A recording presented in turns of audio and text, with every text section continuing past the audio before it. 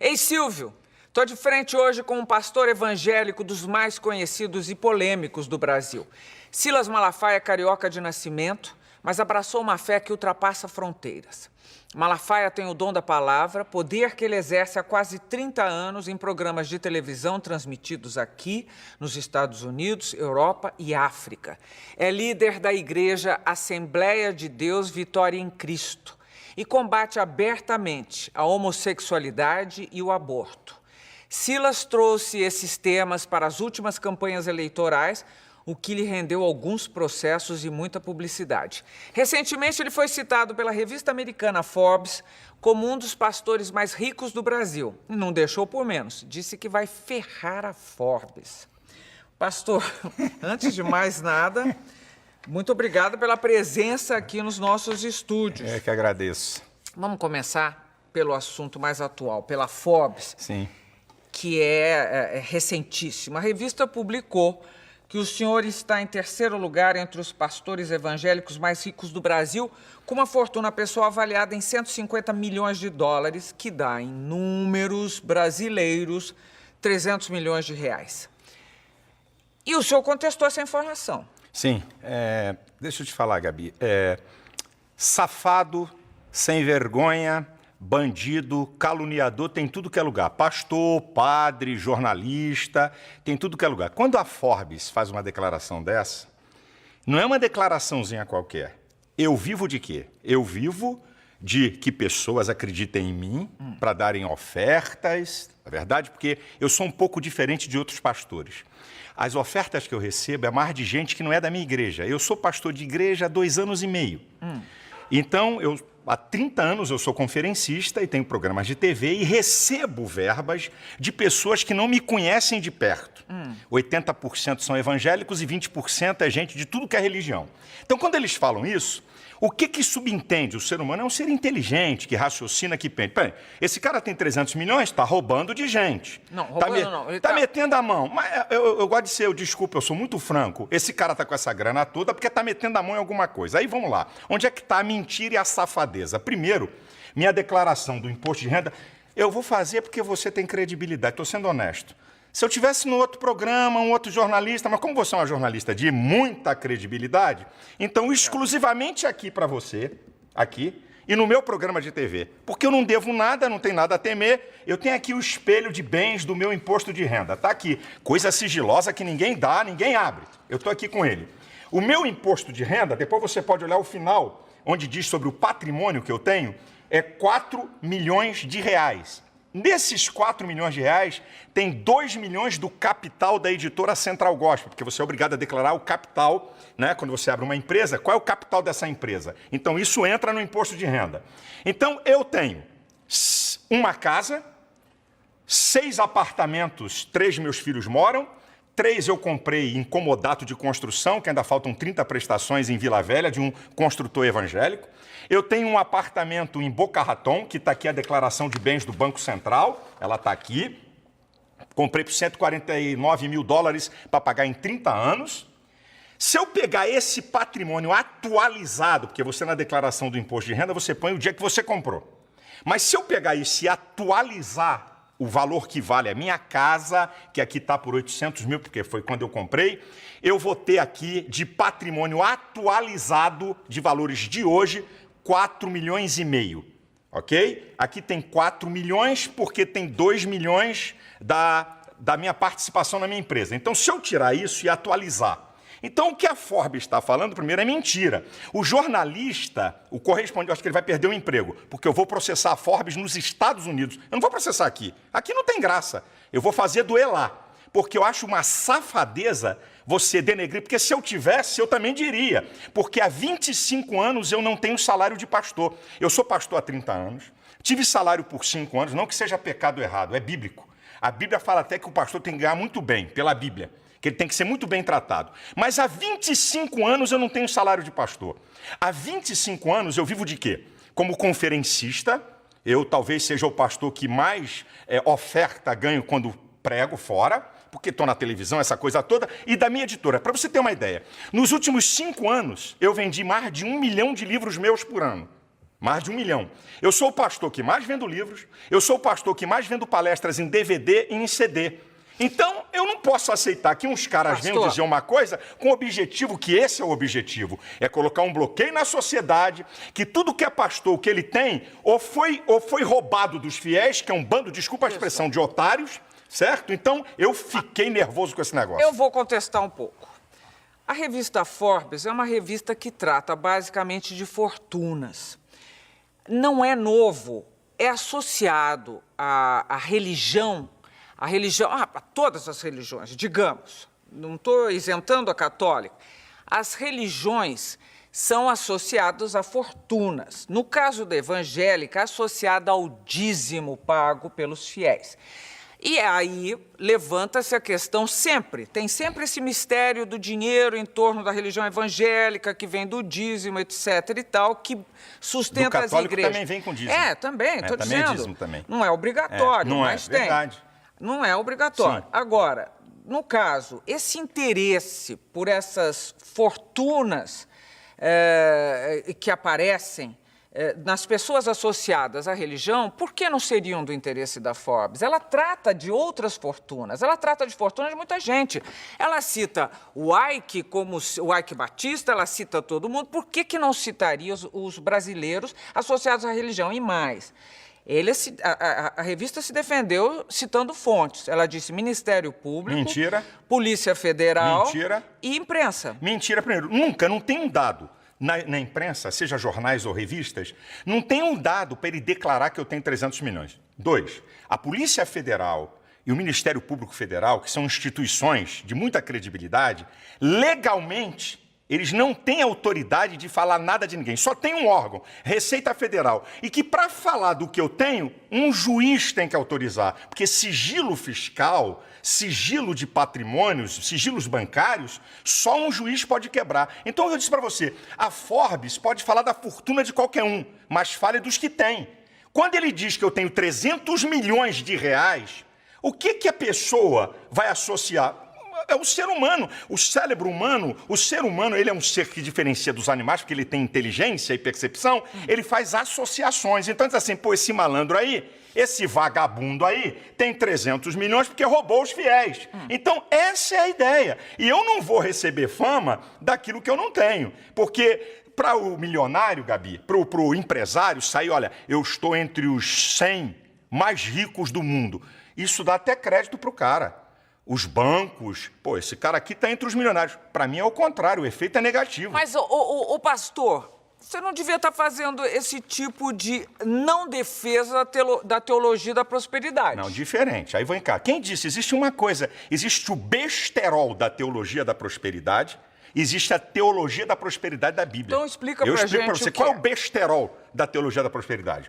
Olha, vem para Deus que você vai ficar rico, vem para Deus que se você tem um emprego você vai ser patrão, venha para Deus que você vai ter um monte de casa. Então, isso é o besterol da teologia da prosperidade. Agora, a prosperidade está em toda a Bíblia. E o cerne da prosperidade diz assim, bem, pastor, me diga uma coisa que a Bíblia mostra que a pessoa pode ser próspera. Ou então, o que faz uma pessoa ser próspera à luz da Bíblia?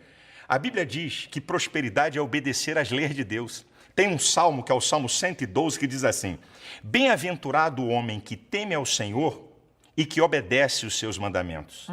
A sua geração será poderosa, a sua descendência será grande na terra, fazenda e riqueza haverá na sua casa, e a sua descendência permanece para sempre. O Salmo 1, que é um salmo muito lindo, que diz que aquele que medita dia e noite na lei do Senhor, olha o que diz o salmo, é muito interessante. É como árvore plantada junto a ribeiros, que dá o seu fruto na estação própria, cujas folhas não caem, e tudo quanto fizer prosperará. Eu sou a favor da prosperidade. Eu prego prosperidade, eu não prego besterol. Porque prosperidade não é só finanças.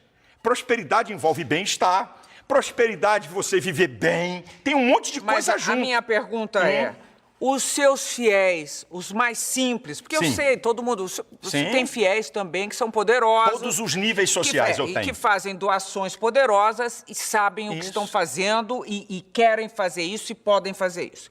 Agora, quando você fala, Eu às vezes misturo você e senhor. Você, pelo Tá amor bom. de Jesus. Quando você fala quando você divaga em cima dessa teoria da prosperidade, você de alguma maneira não leva o povo, o fiel, a crer que dando o dízimo a vida dele vai melhorar? Bem, deixa eu te dizer, não sou eu que digo isso, é a Bíblia. Sim, mas... Eu não digo.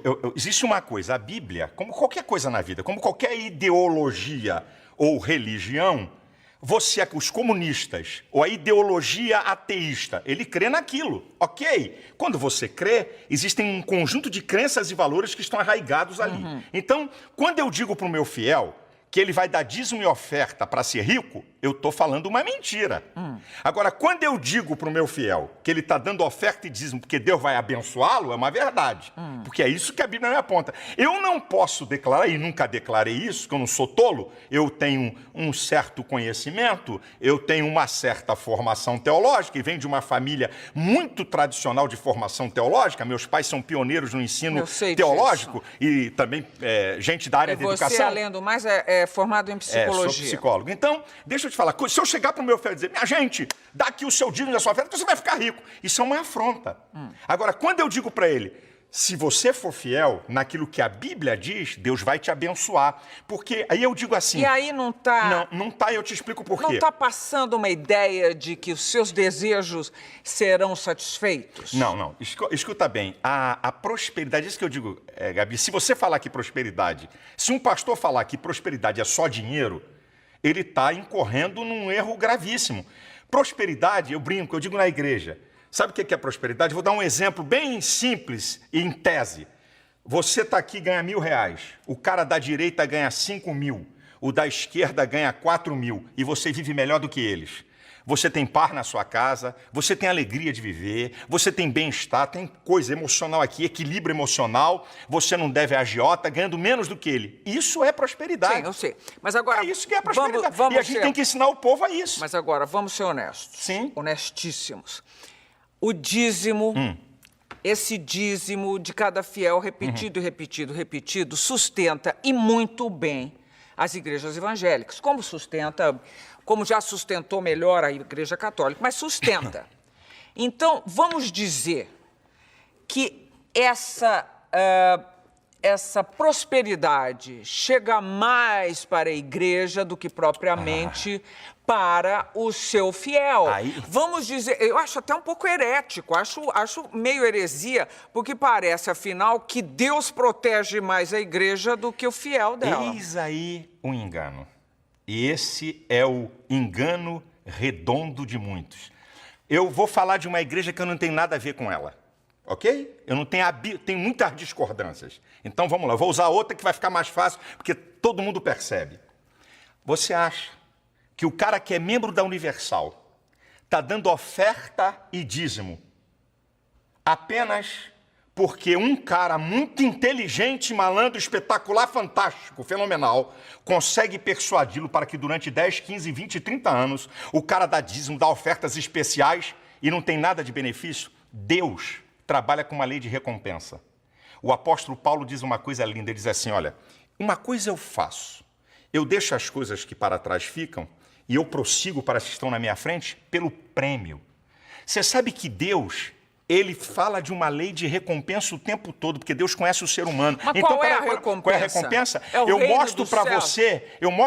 você, e você pode ir em qualquer igreja.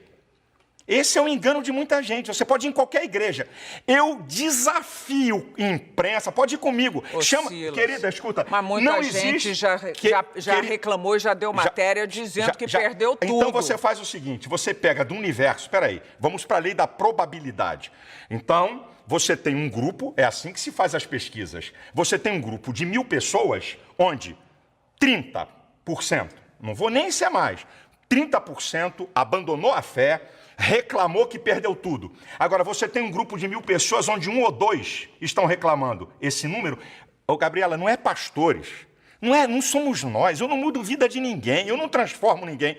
A verdade é que Deus está interessado no bem-estar do homem. Então, o que eu digo para você é o seguinte, vai lá no povo. Como é que uma pessoa, Marília Gabriela, fica 30 anos numa igreja, 40 anos numa igreja, dando oferta e dízimo e não tem benefício nenhum. É um imbecil idiota. Não. Então, como é que é isso? O maior beneficiado são as pessoas e não a igreja. Eu acho que encontra um conforto, um tipo de conforto. Encontra muito mais. Bom, um conforto, um estímulo. Mas... Gabriel, Silas, você falar que alguém não vai ficar numa igreja por uma pessoa, eu garanto para você, quem está nos vendo aqui, está achando você muito mais interessante do que eu, porque existe uma capacidade de liderança, uma maneira de se expressar que faz um líder. Mas você não consegue segurar uma pessoa há 30, 40 anos dando dinheiro. Você até consegue isso para te seguir. Mas o cara dando bens... Agora, o que acontece? Vamos lá. Quais são os graves problemas da sociedade? Drogas é um grave problema, correto? Um gravíssimo problema, que nem eles sabem o que vão fazer. Tá? Bebida. 1 em cada 4 jovens... É droga. Eu quis separar, né? Porque a bebida é uma droga diferenciada, né? Muito diferente. A gente pensa que é mais leve. É legal. Que é legal. Então, você tem as drogas não licenciadas, boa a tua ajuda, e tem a droga legal, problemas. Quais são os problemas? O desarranjo familiar. Minha filha, a igreja trabalha para recuperar essas pessoas sem o Estado dar R$1 no de graça para o Estado. Então o cara, Gabi, nós temos essa experiência, o cara tem um único filho. Ele diz, eu daria tudo o que eu tenho para tirar esse cara da cocaína. Eu daria tudo o que eu tenho para tirar esse cara do crack. Eu daria tudo para tirar meu marido da bebida. Aí vai para a igreja. O filho volta, é restaurado. Quanto vale isso? É ele. Aí você vai perguntar a ele assim, eu fui beneficiado? Ele diz assim, se eu der o dinheiro todo que eu ganho, não paga, não é o que o pastor fez. Eu não gosto desse negócio de pastor. Pastor é apenas um condutor, mas o que Deus faz na vida das pessoas. Eu não faço nada, Gabi. Eu creio num Deus que faz. Ô Silas, mas agora, vou terminar esse bloco. Mas você anda de avião? Sim. Você é uma igreja que tem avião próprio, você citou um apartamento nos Estados Unidos, e em uma outra matéria que eu li sua, você dizia que alguns apartamentos a pagaram há 30 anos. Não, um apartamento e esse que eu te informei está na minha declaração de imposto de renda. Outros, mas não importa. E outros aqui no Brasil. Mas não importa. Que não foi com dinheiro de igreja. Não estou dizendo que você não mereça. Você fez uma coisa convincente. Mas o que eu estou querendo dizer é se não é herético imaginar que você foi mais favorecido do que quem está esperando também. É porque você não conhece as ovelhas e os membros das igrejas, o que aconteceu na vida deles. Você não tem ideia disso. Vamos lá, estou chegando ao fim do primeiro bloco de frente com o pastor Silas Malafaia e a conversa está apenas começando. Eu já sabia que vinha bomba pela frente, ele é forte. Nós voltamos em seguida. Até já.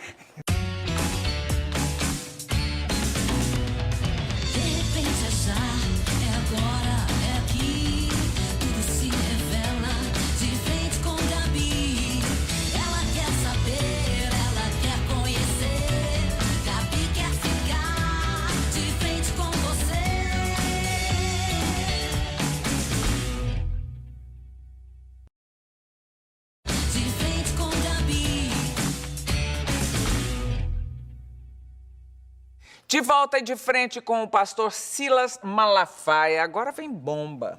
Vamos lá. O pastor, o Silas.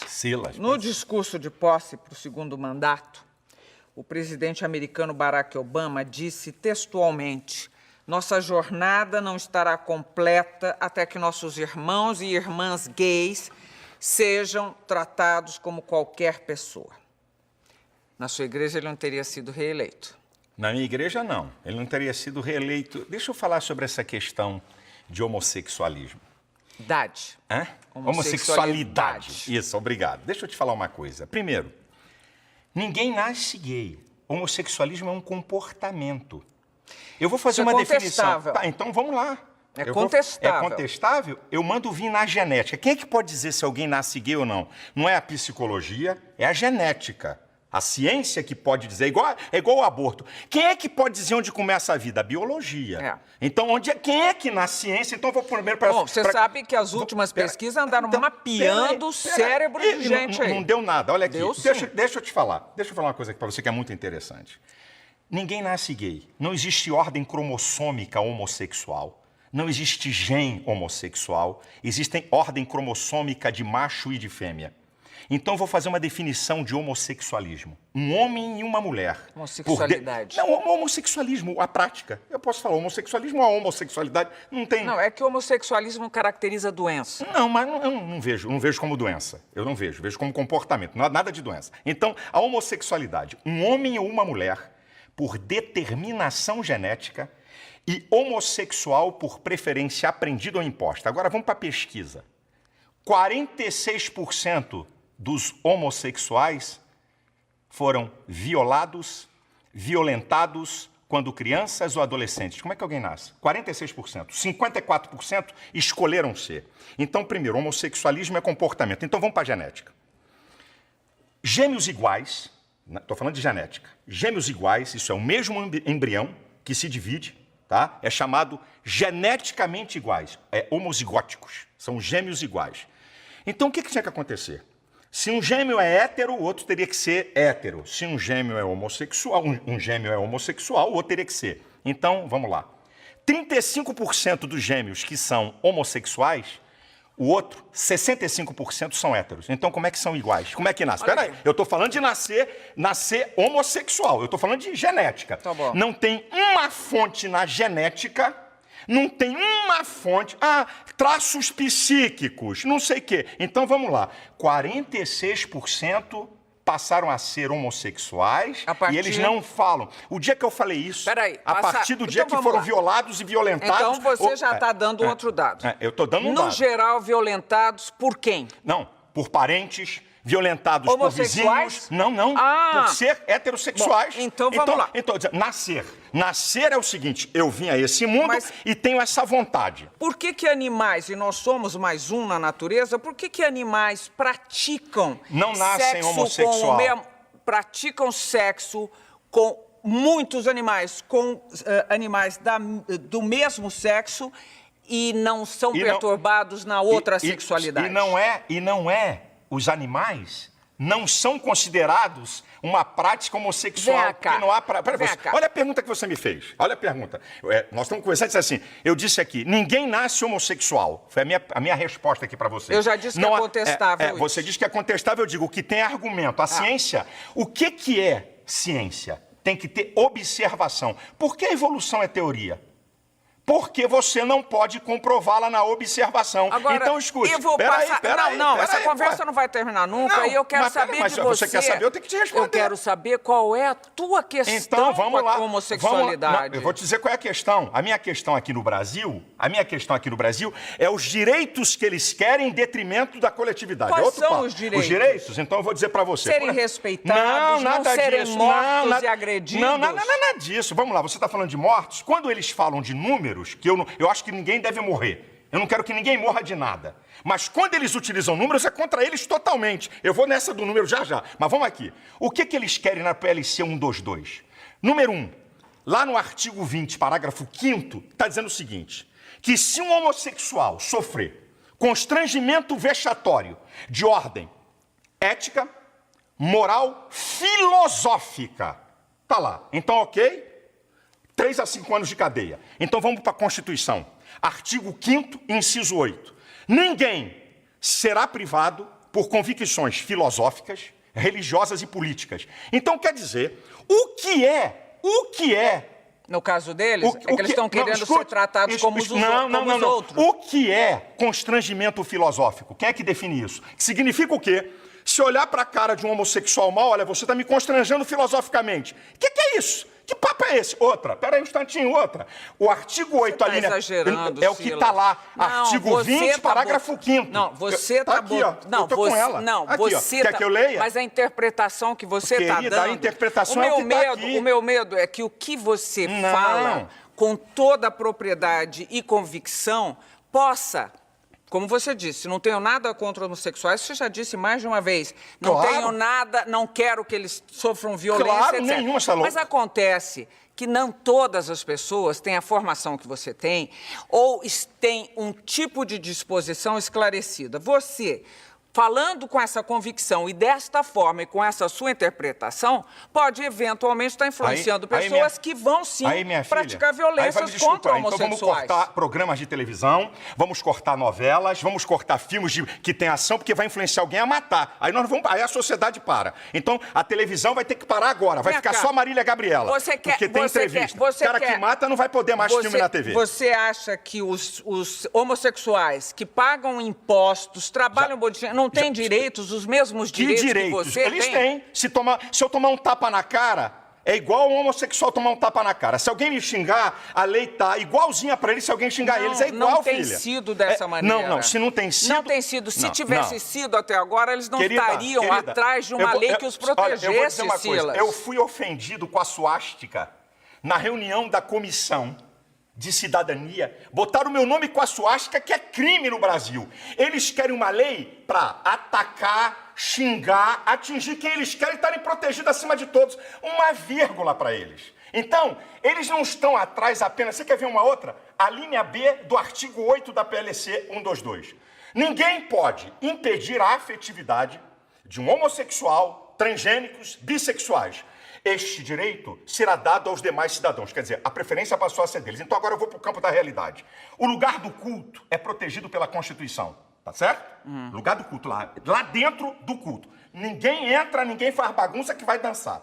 O pátio da igreja não. Então o que significa que essa lei estiver aprovada? Se no pátio da minha igreja tiver um casal de homossexual se beijando e eu botar para fora, 3 a 5 anos de cadeia. O que eu vou dar esse mole para eles aonde? Nunca. Vem cá.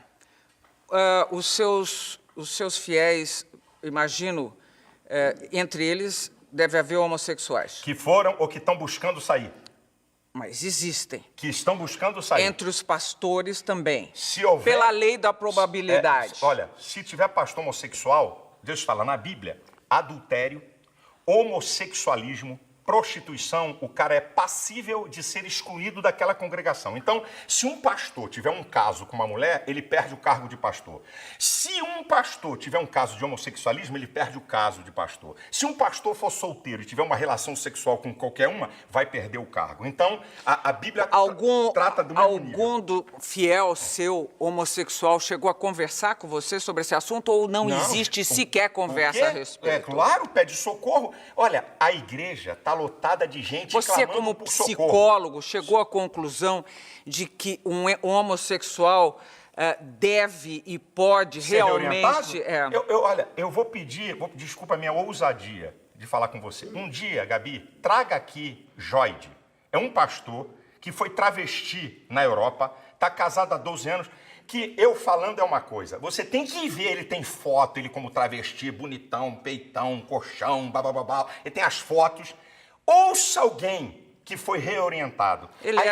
Você aceita que ele podia ser um bissexual? Não, conversa com ele pra você ver. Eu tô perguntando se você aceita que ele podia ser um bissexual. Pode ser um bissexual. Agora, mais grave do que isso. O cara vai botar 380 de peito, vai botar bumbum e coxa e ser bissexual. Mas olha aqui, vem aqui. Não virou, depois não casou e tudo? Casou. Agora, eu vou fazer uma pergunta pra você.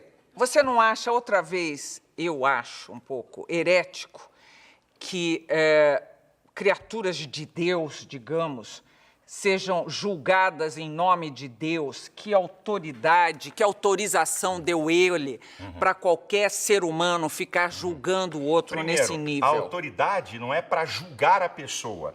A autoridade da Bíblia é para condenar pecado. E eu vou dizer uma coisa para você. Você sabia que Jesus falou mais sobre o inferno do que sobre o céu nos evangelhos? Jesus falou mais. E por que Jesus falou mais sobre o inferno do que sobre o céu? Para mostrar o perigo que é ele e para quem vai para lá. Então, a Bíblia define o que é pecado. Então, eu não estou aqui para acusar A, B ou C, mas eu estou aqui para condenar o pecado. Então, na minha visão, ok? Da minha crença e valores, da minha visão espiritual, do que eu creio na Bíblia, a homossexualidade, o adultério, a prostituição são pecados claríssimos à luz da Bíblia. Então, um casamento que não der certo para você também tem que continuar lá para sempre. Não. A pessoa não pode se separar e fazer outra família com outra pessoa. A Bíblia dá. Mas essa interpretação, essa interpretação é muito fortuita. Não. Quando você diz assim, eu estou aqui para defender a família... Tem vários divorciados. Mas quando você diz, eu estou aqui para defender a família, eu quero saber que família é essa, que conceito de família é esse, que desde a época de Cristo não foi revisto. Que conceito de família?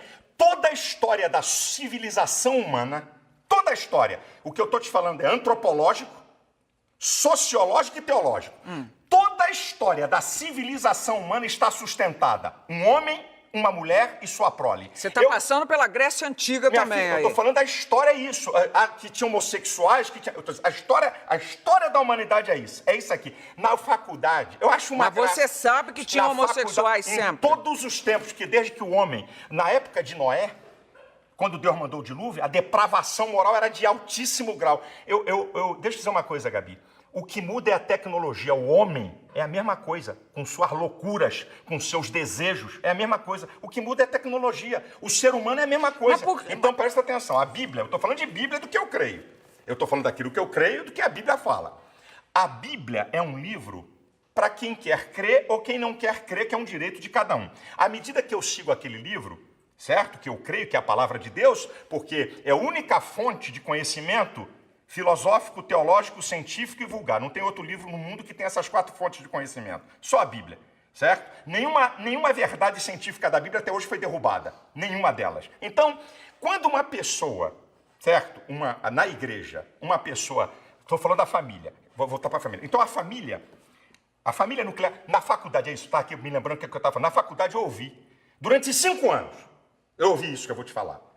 A criança, quando nasce, o primeiro objeto de amor dela é a mãe. Ela faz ruptura dela com a mãe a partir da figura paterna. A partir da figura paterna, a criança faz diferenciação entre ela, a mãe e o mundo. Eu cansei de ouvir isso. Sabe de Freud, que tanto falam? Freud estudou o caso de uma paciente homossexual e descobriu que ela é homossexual pela relação dela com o pai. Manda rasgar o compêndio de Freud. Manda eles rasgarem. Tá lá, estudo de Freud. Ele reorientou a mulher e ela passou a ser heterossexual. Então vai dizer que não pode ser reorientado? Quem disse que todo mundo... Eu não estou aqui, Gabi, eu não estou aqui para impedir ninguém de ser homossexual. Eu não estou aqui para impedir ninguém de adulterar. Eu não estou aqui para impedir ninguém de se prostituir. Isso é problema de cada um. Olha, eu vou fazer vou propor um problema a você, que é contra, inclusive, o aborto, a legalização do aborto. Supondo que nasça uma criança e que a mãe dessa criança não vai poder criá-la. Um casal homossexual se dispõe a criar essa criatura, que senão vai ficar jogada à disposição do que seja, numa instituição que vai tratá-la mal. Você acha que ainda assim um casal homossexual não pode ter essa criança e fazer dela um belo cidadão, uma bela cidadã e criar um ser humano digno, com todos os seus direitos, com toda a sua inteligência, com toda a sua com todo o seu amor e compaixão pelo outro? Primeiro, tem mais na fila casais héteros esperando criança? Não, eu não estou perguntando isso para você. Eu estou perguntando conceitualmente. Eu estou falando das novas famílias. Eu não acredito que 2 homens possam criar uma criança perfeita no sentido total que você quer, como ser. Eu não acredito, porque eu acredito que Deus fez homem e mulher e esses seres é que se completam. E ó, tá na França, ninguém chamou de fundamentalista, hein? Silas, ninguém chamou de fundamentalista. As famílias eu não acredito nisso. Mudaram. Querida, a sociedade como um vamos todo ver daqui mudou. a 50, 60 anos o que vai acontecer. Mudou tudo, Daqui Silas. a 50, 60 anos. Mas daqui a 50, 60 anos, o que é que pode acontecer? O que pode acontecer? Crianças que agora, que essa questão de adoção é agora nova, 10 anos, 12 anos, não tem mais do que 15 anos isso no mundo. Então, não adianta agora vir com fotografia de jornal e mostrar 2 caras com uma criança feliz. Essa história para mim não me convence. Não estou falando só disso, estou falando de 2 mulheres ou 2 homens. Eu não acredito que 2 homens e 2 mulheres tenham capacidade para desenvolver um ser humano. Não acredito. Eu acredito que um homem e uma mulher... Eu não acredito nisso. Eu conheço muitas pessoas que foram criadas dessa forma. Daqui a uns 30 anos você pode me dizer alguma coisa. Você já está pré-julgando, Silas.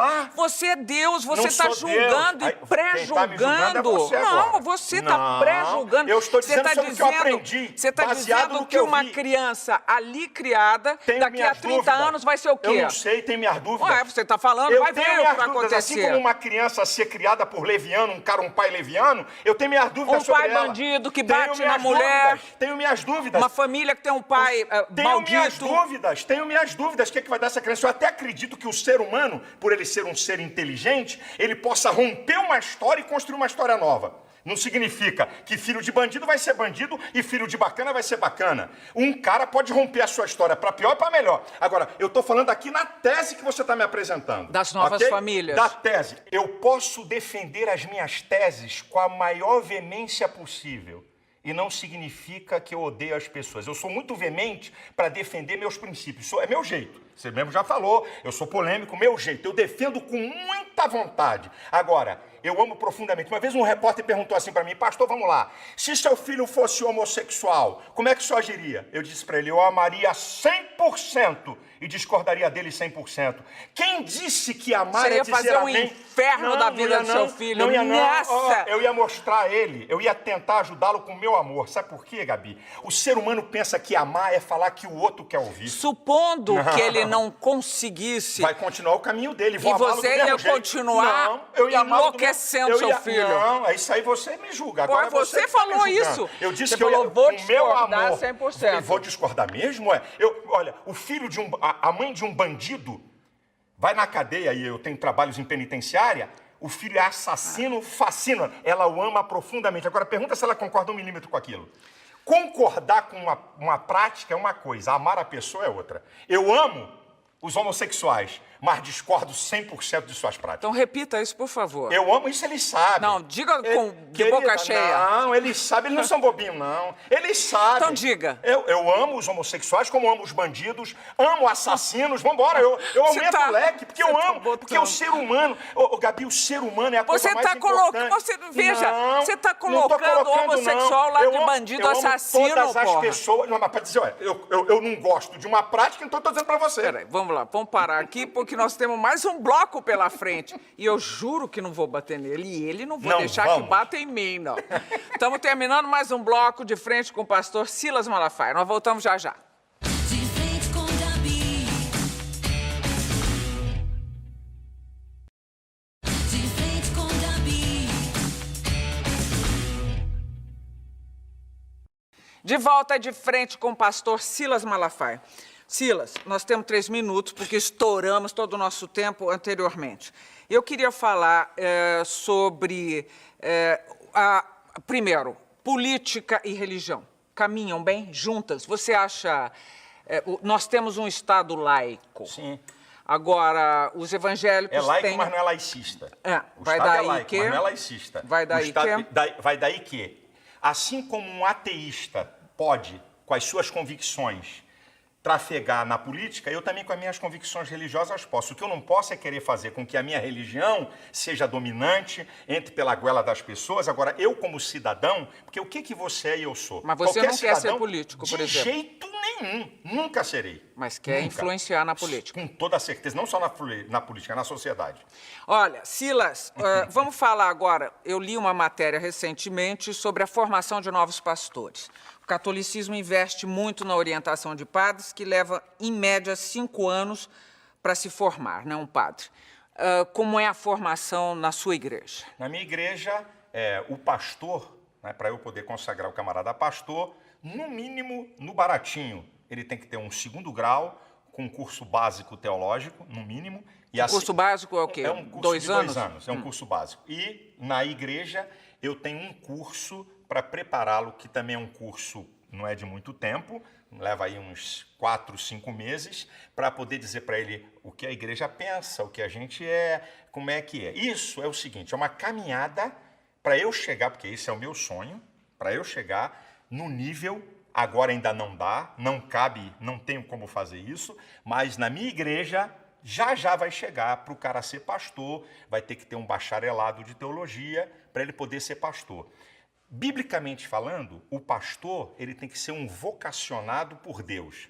E ele tem que buscar se preparar para o exercício daquela vocação que ele deu. A minha igreja é uma igreja muito fincada na palavra, isso é. Lá não tem blá, blá, blá de conversinha fiada. O cara tem que abrir a Bíblia e ensinar a Bíblia. Então requer nele preparo e conhecimento e pesquisa. Agora, Silas, eu quero eu juro, nenhuma capciosidade na pergunta. Quero que você me responda honestamente. E estamos pensando amplo, estamos pensando de sobrevivência e tempos. Eu sei que é uma profissão hoje bem assalariada. Esses meninos, você já disse que um pastor ganha de 4 a 22 mil na minha igreja. E aí, as igrejas têm se desmembrado e têm surgido novas igrejas. É um bom negócio? Não, como negócio não é bom. Vou te explicar por quê. Não é negócio. Porque as igrejas, Gabi, é o seguinte, tem gente enganada aí pra caramba. Quando alguém me vê, ou quando alguém vê aí R.R. Soares, Valdemiro, Macedo, é igualzinho, tá vendo, o Cristiano Ronaldo no futebol. Existe uma meia dúzia de pastores de alto nível, de salário e tudo, mas a grande massa de pastores evangélicos no país não ganham mais do que 5 salários. É isso que muita gente está enganado. Existe, como em todo, por exemplo... Mas as igrejas são ricas. Por exemplo, elas têm nem todas, sede em todo o país. Nem todas a as sua igrejas. tem A minha é uma quantas? igreja, a minha tem 120 igrejas, 70 são alugadas, 50 são próprias, 70 são propriedades alugadas. Eu sou um camarada visionário que quero fazer com que meu pastor desempenhe a sua função com dignidade. Eu não quero que ele fique preocupado com escola de filho, com comida em casa, para ele poder dar atenção àquela ovelha. Então, eu quero dar dignidade ao cara. Mas, Gabi, o que tem de pastor nesse país que ganha 1.000 conto, que ganha R$1.500, vocês não têm ideia. É porque a mídia, quando olha, é igual, com todo respeito, sem querer saber nada, é igual a você. Você é top como jornalista, mas tem um monte de jornalista aí, que não vou falar, que só Deus sabe quanto eles ganham. Mas eu estou dizendo, a perspectiva dos que começam a chegar a ser Silas Malafaia. Não é. Ele ganha 1.500, mas ele está lá. É uma perspectiva. Mas não é, porque para ele poder... Eu ainda não... Eu abdiquei do salário da minha igreja. Eu, pessoalmente, certo? A minha igreja é uma igreja que paga muito bem a pastor presidente. Então, ele sabe que para chegar num nível grande, ele vai ter que presidir uma organização. E aí é que está enganado. Se fosse fácil, todo mundo fazia. E não vai ser brincadeira ele presidir uma organização. Você alguma vez na vida passou pela Igreja Católica? Teve alguma passagem pela Igreja Católica? Não. O Papa representa alguma coisa para você? Não. É um líder de uma religião, apenas isso. Com respeito seu? Eu respeito porque é um líder de uma religião, eu tenho que respeitar. Agora, não reconhecemos ele como sucessor de Cristo, não reconhecemos esse reconhecimento, nós não damos a ele. Existe um sucessor de Cristo? O sucessor de Cristo são seus discípulos, que ele mandou a gente aqui na terra imitá-lo e pregar o que ele deixou. Não tem uma pessoa, ele não deixou esse cara aqui vai comandar. Não teve essa. E outra, se Pedro foi sucessor de Cristo, esqueceram de avisar eles que Pedro era casado, Jesus curou a sogra de Pedro. Devia de liberar eles para casarem. Mas vamos embora, é outra história. Outra história também que devia ter homossexual à beça naquela época. Podia ter, eu não tenho dúvida nenhuma disso. Então, terminando mais um bloco de frente com o pastor Silas Malafaia, nós voltamos daqui a pouquinho. Até já. De frente com Gabi. De frente com Gabi. De volta para a parte final de frente com o pastor Silas Malafaia. Esporte você praticou na vida ou não? Pereba jogando bola. Sou ruim de bola. Pereba? Pereba é ruim, é o cara ruim. ruim. Sempre joguei, gosto de futebol, mas sou ruim. Mas vamos ver lá agora. Bate-bola, jogo rápido, tá bom? Divórcio. Sou contra, Casamento sou a favor, e morar junto. sou contra, Por quê? a não ser que seja casado, sou contra. Tudo que sai fora da legalidade do casamento, sou contra.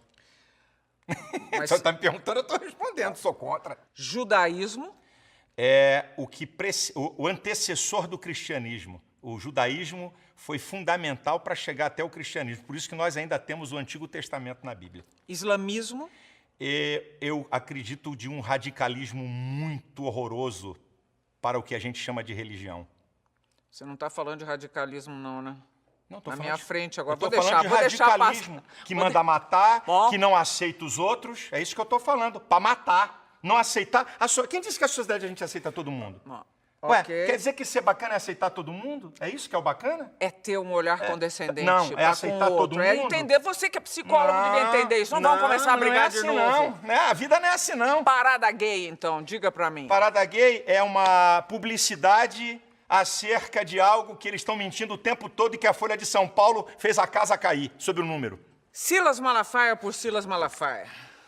Eu sou o seguinte, eu acho que de vez em quando eu sou chato De vez em quando eu sou muito duro para questionar as coisas, assim, num embate eu podia muitas vezes... Não é aqui com você. Muitas vezes eu falo alto demais, quando eu estou num embate eu podia falar mais baixo. Minha esposa diz, Silas, diminui um pouco o volume. Minha esposa diz assim.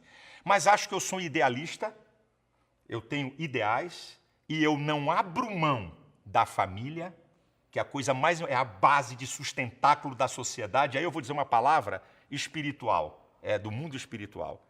O maior interessado em destruir a família é o diabo, porque quando ele destrói a família, ele desarruma toda a sociedade. Crack, cocaína, bebida. Vai lá numa análise bem profunda se não tem uma participação dessa história da família. A família é uma coisa muito, muito importante. Olha aqui, obrigada pela entrevista. Deus te abençoe, viu? Meu desejo é que esse Deus que eu creio se revele cada vez mais a você e que as pessoas que estão nos assistindo, eu não conheço as pessoas, não sei o que está acontecendo com elas, mas se você me permitir, eu quero liberar uma palavra. Talvez precisando de cura, talvez gente sem paz, talvez gente perturbada com as coisas da vida, que Deus se manifesta a você, trazendo paz, alegria e equilíbrio. Que o meu, que eu não sei se é o mesmo seu, te perdoe. Ah, ele me perdoa, porque eu sou pecador. Obrigada, Silas. A gente se vê aqui no próximo programa. Até lá.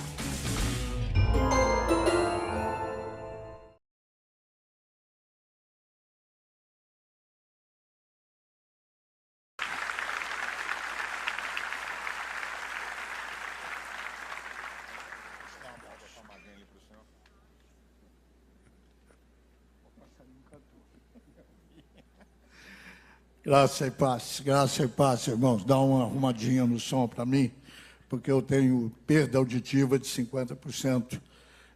Eu gosto que ele fique um pouquinho cheinho aqui na plataforma. Se puder dar uma arrumadinha, me ajuda, por favor. Graça e paz. Da parte de Deus e do Senhor Jesus Cristo. Amém? Glória a Deus. Deus é bom sempre. Eu começo todos os cultos na Igreja Central em Campinas dizendo, Deus é bom sempre. Não importa a circunstância, não importa o momento, não importa a situação financeira, não importa a saúde, Deus é bom sempre e para sempre. Louvado seja o nome do Senhor. Tremenda honra estar aqui. Eu não sou criança, eu tenho mais de 70 anos. Eu não preciso de aplauso e nem preciso de honrarias. Mas se tem um lugar que eu gostaria de vir, depois de ter estado já no templo antigo, era ver esse templo novo. Acompanhava o pastor Silas nos seus sonhos, e há uma diferença do pastor Silas, tremendo evangelista, para o pastor Silas, agora pastor de igreja. O fubá agora é moído do outro jeito, meu irmão. Agora a moída do fubá é com outro tempero. Não é brincadeira. E quando ele começou a falar do templo, eu estive algumas vezes no período de comprar o terreno. Era um terreno com alguns imbróglios, com alguns embaraços. Mas quando Deus quer fazer alguma coisa, Ele faz. E quem faz é Deus. Vocês sabem disso, que é Deus que faz. Portanto, eu estava assim, desejando, ansiosamente, conhecer, porque eu tinha visto na televisão, eu tenho assistido aos sábados na televisão, eu tenho que concorrer entre você e o Flávio, vocês estão no mesmo horário, ele tem meia hora e você tem uma, eu vejo um pouquinho dele, corro para o seu, mas a mensagem é sua, porque a dele ainda não dá para competir, você entendeu? A mensagem é tua, a mensagem é tua. E eu estou encantado, num lugar assim do Canto da Penha, não é? Um bairro de classe média-baixa. Eu fui pastor na Baixada, pastoreei em Nilópolis durante 6 anos. Eu convivo com o povo da Baixada, eu amo o povo da Baixada. Meus filhos nasceram na Baixada, o Flávio é da Chatuba. Quando ele empina o nariz, viu, pastor Silas? Quando ele empina o nariz, lembra-te de onde vieste. Os meus 2 filhos nasceram na Chatuba e eu tenho um carinho especial pelo lado pobre do Rio de Janeiro. Nunca lidei com o lado rico, apesar de ser amigo do pastor Paulo Brito, que tem igrejas em lugares mais distintos, mas eu sempre tive um carinho especial. Eu, então, sonhava em ver como é que ficou essa igreja. E ela ficou muito bonita, pastor Silas. Se o senhor mirou em nós lá, eu agora vou ter que mirar no senhor para fazer a outra. Porque nós estamos realmente pensando em construir naquele grande terreno que o senhor conhece.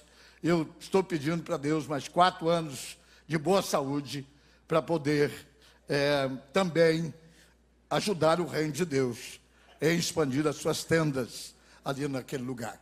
Se de alguma forma nós ajudamos o pastor Silas, como ele agradeceu, nós fomos muito mais ajudados. Porque nós somos uma denominação pequena, desconhecida, e quando os programas gravados da igreja de Campinas entravam em rede nacional, os nossos pastorzinhos, eu não vou fazer como o nosso presidente do Senado, que chamou o juiz de juizeco, e não vou chamar os nossos pastorzinhos de pastorecos, mas os nossos pastorzinhos do canto do Brasil todo, via a igreja do Nazareno, através do programa do Silas Malafaia. E a igreja começou a ser respeitada. Lá nos cantinhos do Brasil, nos cofundó do mundo, a igreja começou a ser respeitada. E se nós o abençoamos, o Senhor nos abençoa muito mais. Sua vida, seu ministério, a sua influência, a maneira como o Senhor nos honrou sempre. Então há aqui uma recíproca, entendeu? Que é melhor serem 2 do que 1, entendeu? É muito melhor, porque quando um abençoa o outro, a bênção sempre sobra, gente.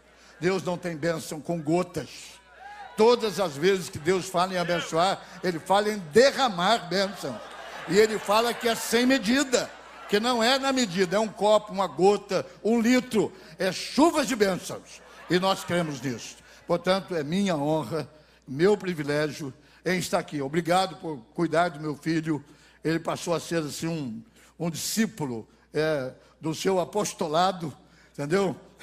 E você toma conta desse rapaz. A mesma coisa, pastor Luciano Subirá, menino que eu vi crescer. O pai dele foi meu grande amigo, foi meu pastor, trabalhou comigo, e estamos em família hoje. Eu estou me sentindo aqui no púlpito da Igreja Central de Campinas, porque tamanho não me assusta, você entendeu? Pregador de Deus, prega para 10, prega para 100, prega para 1000, prega para 10 mil, prega para 10 mil. Porque a palavra é a mesma, Deus é o mesmo e o povo é o mesmo. Diga glória a Deus. Louvado seja o nome do Senhor. Vamos nos pôr em pé, abrir a palavra do Senhor em João, capítulo 15. Eu quero abrir o meu coração para vocês hoje à noite. Eu não tenho aqui uma mensagem requentada. Eu tenho aqui uma mensagem de Deus. João capítulo 15. Muito conhecido o texto. Alguns de nós que amamos a palavra sabemos de cor. Eu sei de cor. Eu sei que vários pastores. O pastor Silas é a máquina bíblica. Ele pregava na igreja central, citava 1000 versículos num culto. Entendeu? Um atrás do outro. Graças aos seus pais que o criaram na escola dominical. Ainda a escola dominical não é uma instituição falida. Ela ainda é necessária. Não arrumaram nada melhor até agora. O dia que disserem que arrumaram, vamos ver se está certo. Essa tem dado certo há mais de 250 anos, que a escola dominical foi fundada na Inglaterra. E ainda não inventaram um negócio melhor do que esse. Eu sou a videira verdadeira. O meu pai é o agricultor. Todo ramo que estando em mim não der fruto, ele o corta. E todo que dá fruto, ele limpa, para que produza mais fruto ainda. Vós já estáis limpos pela palavra que vos tenho falado. Permanecei em mim, e eu permanecerei em vós.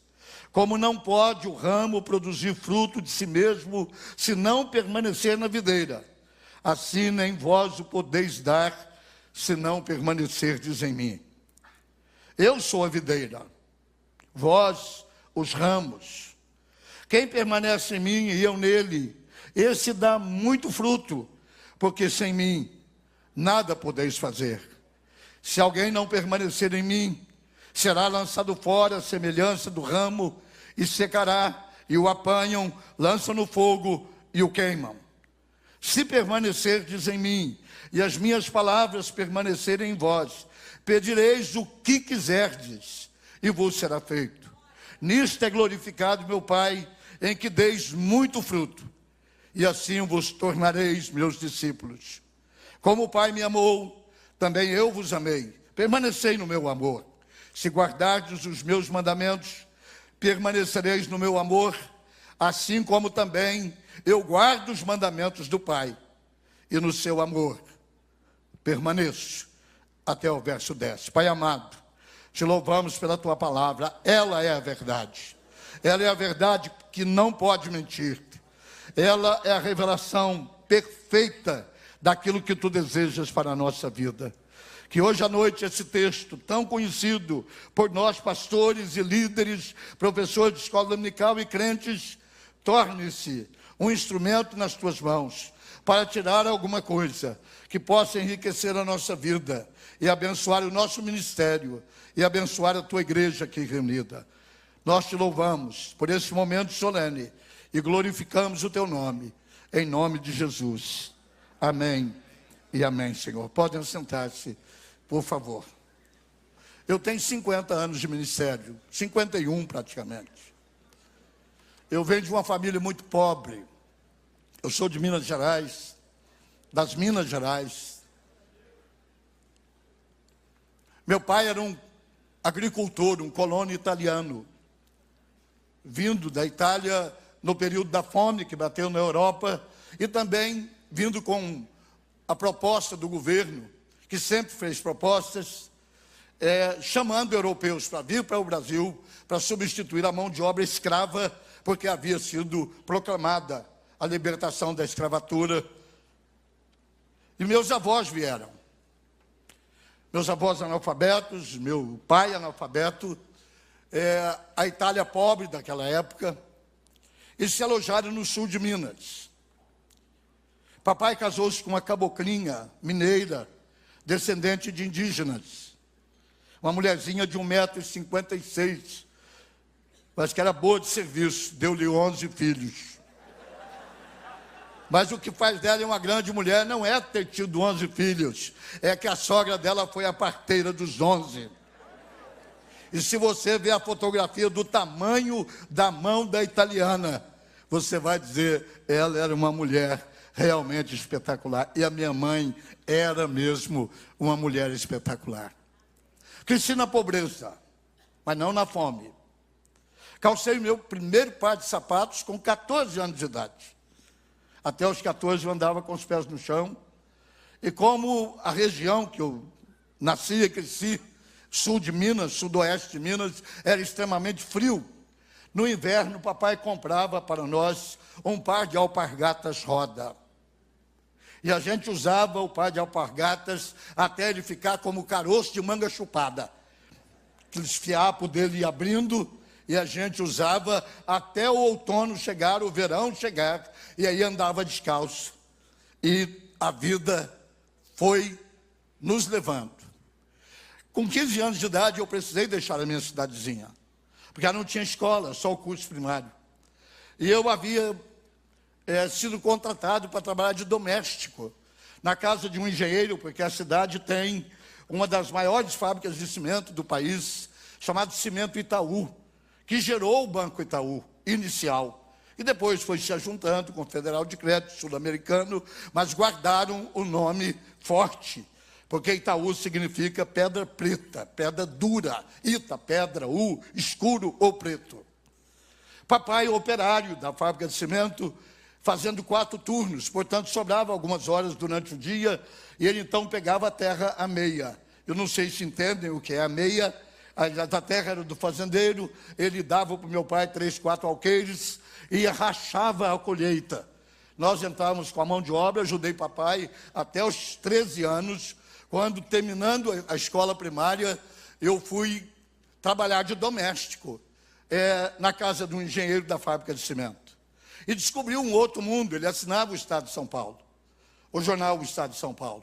Chegava 2 dias depois, porque até chegar, despachar, estou falando em 1953, 54, era difícil, não tinha asfalto. De Ribeirão Preto até a minha cidade, 200 quilômetros, era estrada de terra.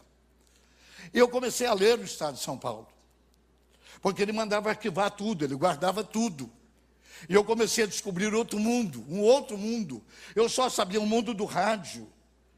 Como ninguém é perfeito, as rádios mais poderosas que entravam na minha cidade eram as rádios do Rio de Janeiro, a Rádio Nacional do Rio de Janeiro, com o Cury como locutor esportivo. E eu tornei-me um vascaíno.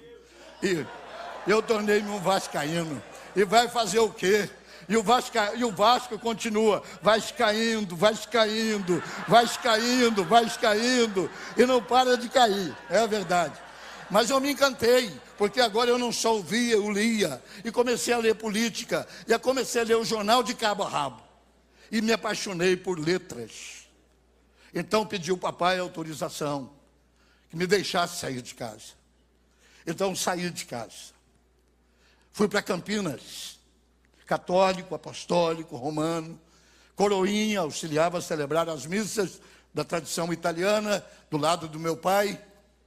Com 17 anos de idade, alguém me convidou para assistir um culto evangélico.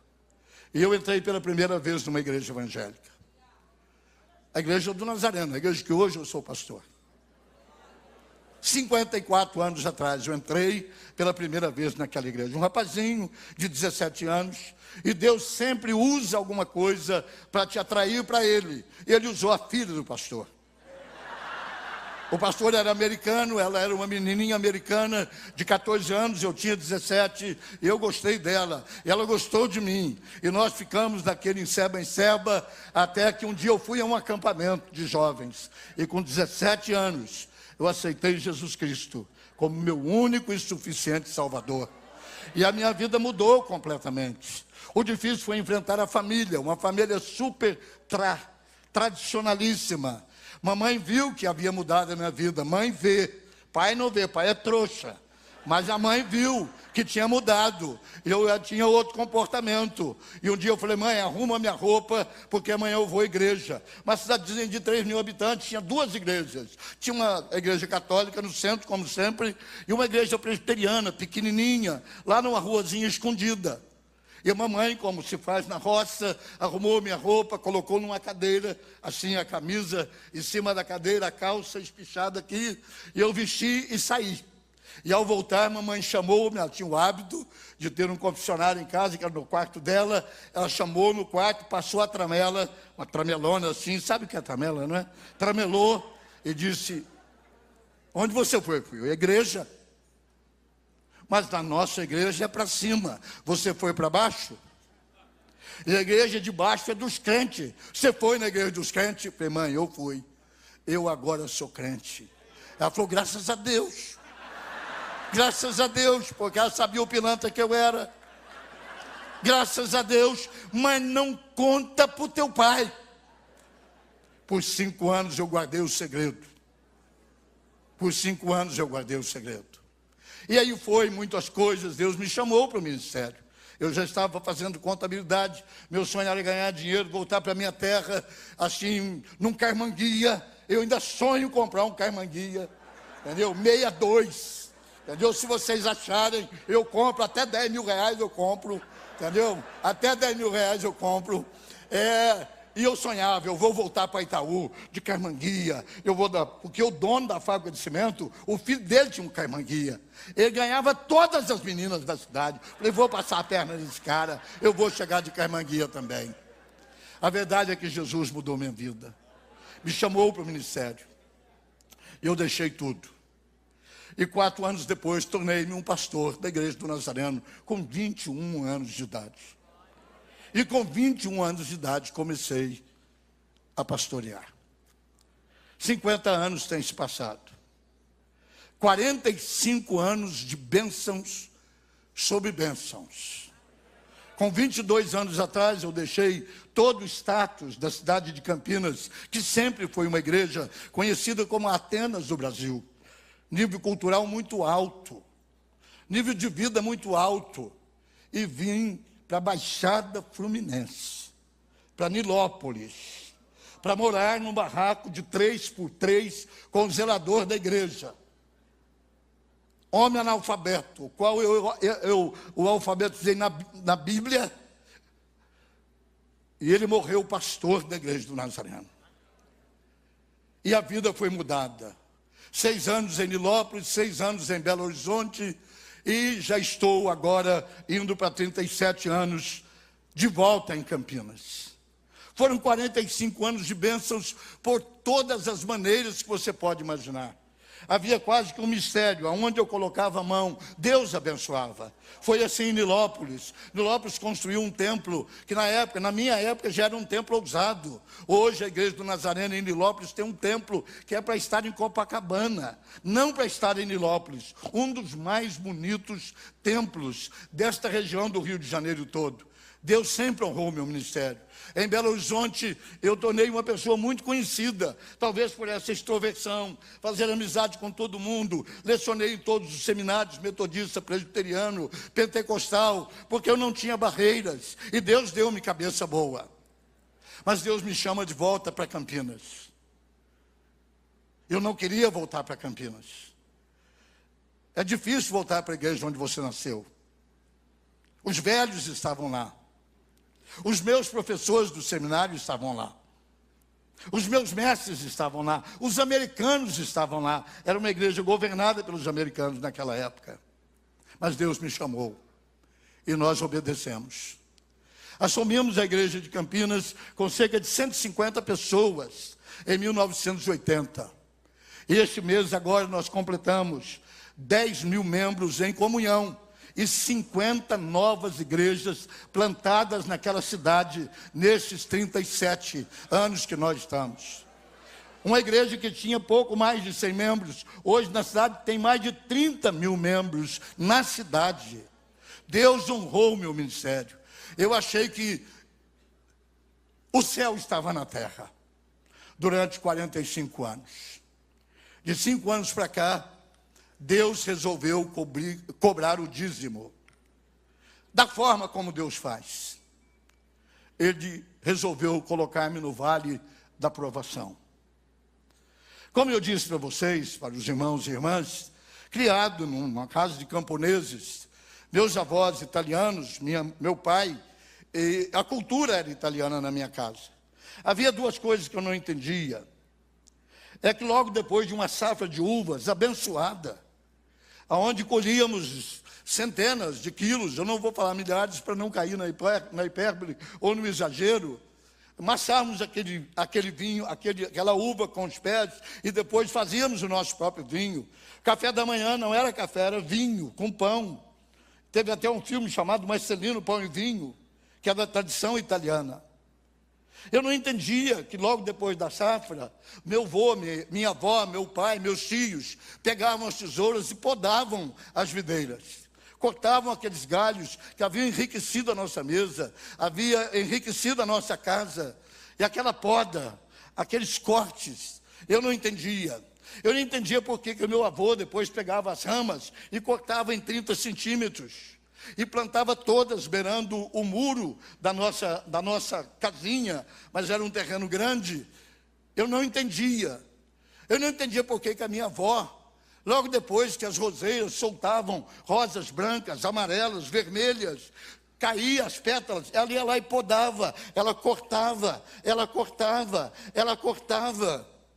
E realmente eu fiquei muito tempo sem entender, até que ao estudar as Escrituras, e conhecendo esse texto, eu fui procurar nas bases mais sérias do que quer dizer o que Jesus disse nesta palavra: todo ramo que estando em mim não der fruto, ele corta. A palavra cortar aqui no original é podar. Todo ramo que não der fruto, mas eu tinha dado fruto 45 anos. Eu tinha tido um ministério honesto, 100%, quem me conhece sabe o que eu estou dizendo, desde menino, honesto. Nunca entrei em falcatrua, nunca me misturei com nada que não fosse no padrão de Filipenses 4:8. Tudo que é puro, tudo que é verdadeiro, tudo que é honesto, seja isso que ocupe os seus pensamentos. Me relacionei com os colegas com integridade. Se chacoalhasse a minha árvore, tinha pecados, mas não tinham pecados morais. não tinha pecados éticos. Estava tudo em ordem entre eu e Deus, marido de uma só mulher. Graças a Deus, porque uma só dá uma canseira que não é brincadeira. Doida que arruma outra, entendeu? Marido de uma só mulher, criando os meus filhos no temor do Senhor, ao ponto dos filhos todos servirem ao Senhor.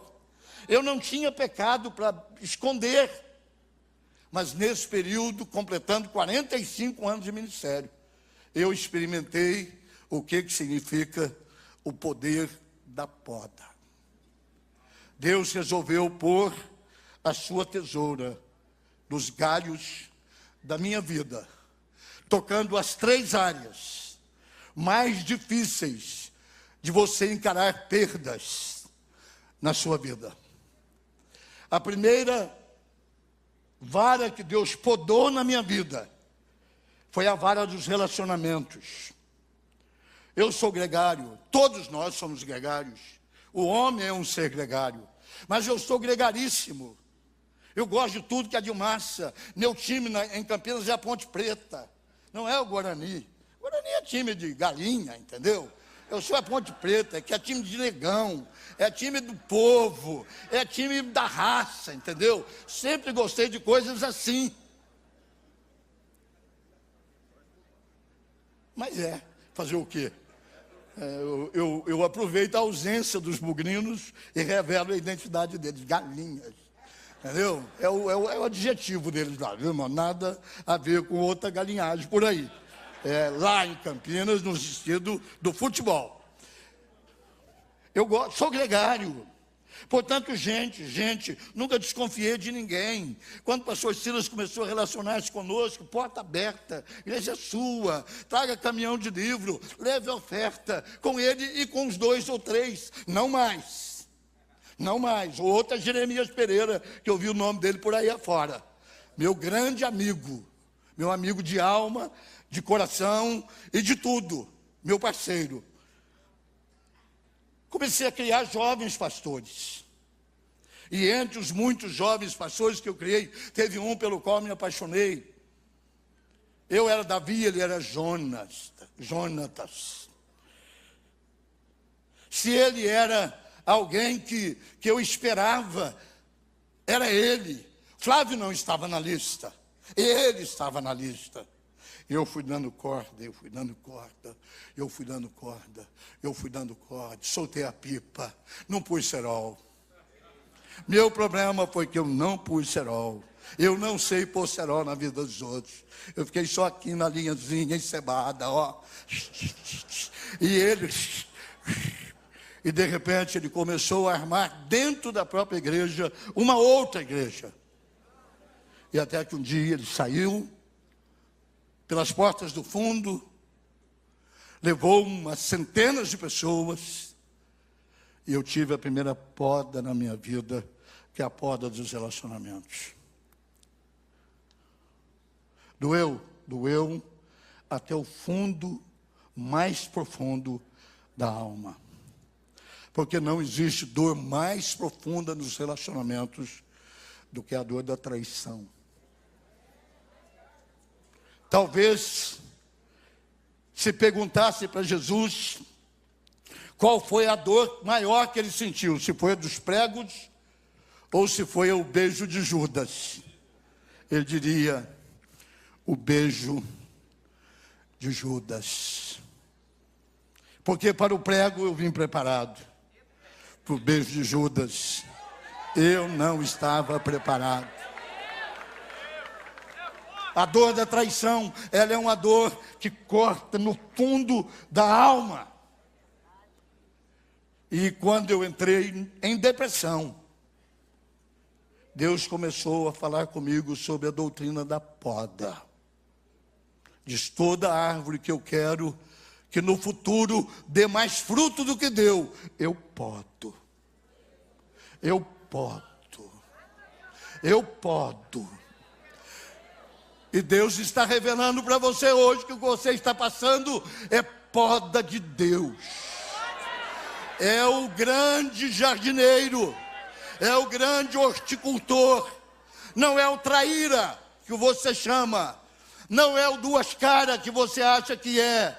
É Deus cortando galhos velhos, galhos secos, limpando a videira, para que ela produza mais e mais fruto ainda. É de Deus. No momento você acha que não é de Deus.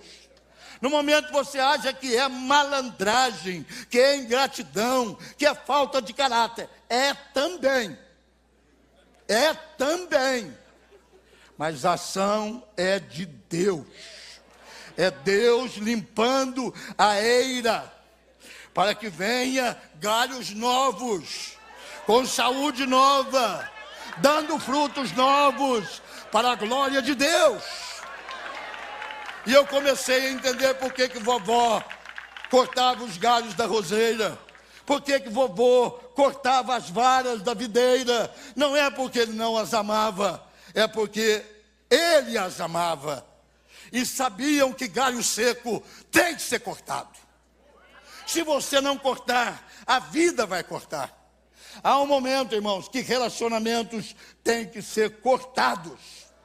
Se você vê que a pessoa que anda contigo já não olha mais na mesma direção, corta! Corta! Corta! Corta! Porque a Bíblia diz que se dois não concordarem, não podem andar juntos. A coisa vai tomar outro rumo. E antes que seja tarde demais, Deus poda. Vocês que gostam de estudar, vai no original. Não é podar, não é cortar, é podar. É cortar para que brote algo novo. Não é cortar para matar, é cortar para reproduzir, porque ele diz aqui, ele corta para que dê fruto, para que dê mais fruto. A palavra aqui, o aumentativo, dá sentido, poda para que produza mais. Vem um ramo novo, mais viçoso, ele vai produzir umas uvas maiores, as rosas. Minha avó tinha umas coisas, que claro, eu era ignorante. Vovó sabia fazer enxerto. Vocês já viram fazer enxerto de rosa? É um negócio maravilhoso. Vovó pegava um broto de uma rosa branca, um broto, e vinha numa roseira vermelha e fazia uma cirurgia.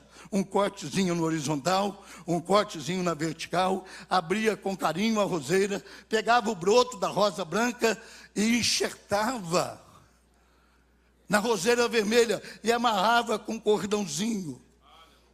Daqui um pouco o brotinho começava a crescer. E nascia rosas salpicadas, branca e vermelha. E nasciam rosas cor-de-rosa na roseira branca. E branca na roseira vermelha.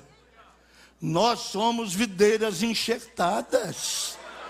Deus enxerta essas provações na nossa vida para que o nosso fruto seja mais bonito. Porque o propósito de Deus na provação da poda é que você dê mais fruto. Venci essa etapa. Claro que o tempo te ajuda. Mas no meio dessa etapa, porque foi durante, eu já estava com 65 anos. Sempre tive uma saúde boa. Criado na roça, comida sem tóxico, na banha de porco. Aqueles pedação de carne de porco desse tamanho, guardado na banha. Vovó matava os porcos, fritava o toucinho, guardava aquelas latas com a carne frita, cozida dentro. A gente voltava da roça, jogavam uma panela de ferro, jogavam uma concha com a banha e um pedaço de carne de porco. Aquilo frigia. Você quebrava 3 ovos de galinha amarela. Aquele ovo, não é esses ovos de granja, que parece mais, desculpa a expressão, catarro. É aquele... E parece aquele negócio, aquele ovo vermelho. E a gente jogava uma farinha de mandioca no meio, ou de milho, dava uma mexida com aquilo, jogava um arroz no meio. E aí você cantava, vencendo, vem Jesus. Bênção. Fui criado com essa comida. Portanto, com 65 anos, eu estava muito bem. Mas lá na roça, usando agulhas compartilhadas com o único farmacêutico da cidade, ele pôs agulha em alguém que tinha hepatite C. E pôs agulha em mim. E 40 anos depois, manifestou-se em mim o terrível e mortal vírus da hepatite C. Eu comecei o tratamento, que é o tratamento de 1 ano, numa das melhores universidades do Brasil, que é a Unicamp, com os remédios que só a Unicamp poderia me dar, porque eu não teria dinheiro para comprar. E eu tive um tratamento de 1 ano.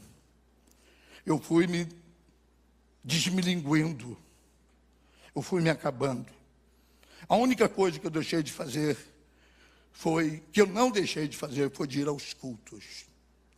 Mesmo a igreja fez um cômodo com ar-condicionado, com a televisão, para que eu pudesse assistir o culto.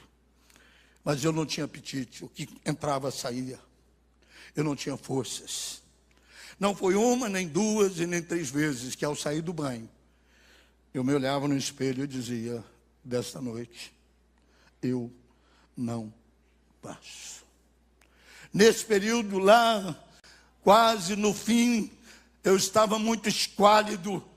Pastor Silas visitou-me. Eu me lembro de uma cena que talvez ele se esqueceu, mas eu não.